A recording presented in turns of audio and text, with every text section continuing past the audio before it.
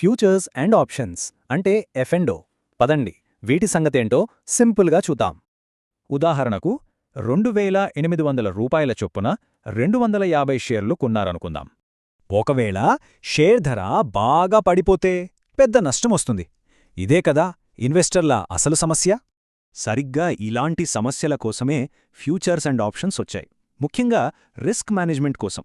వీటి మొదటి ముఖ్యమైన పని హెడ్జింగ్. సింపుల్గా చెప్పాలంటే మన ఇన్వెస్ట్మెంట్కి ఒక సేఫ్టీ నెట్ అన్నమాట. ఈ ఇన్సూరెన్స్నే ఆప్షన్ అంటారు. ధరలు పడిపోకుండా ఇది మనల్ని కాపాడుతుంది.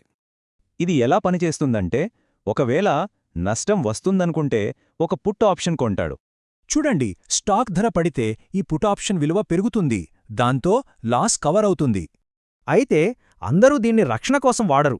చాలామంది స్పెక్యులేషన్ కోసమే వాడతారు.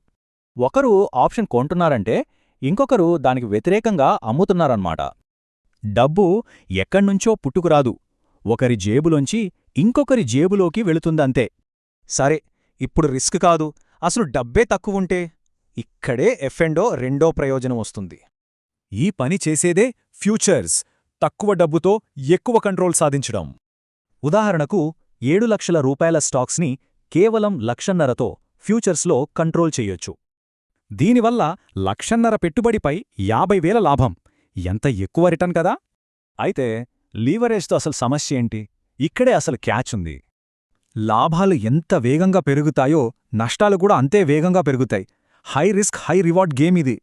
సో ఇక్కడ 2 ముఖ్యమైన పనులున్నాయి. ఒకటి హెడ్జింగ్, అంటే ఇన్సూరెన్స్ లాంటిది.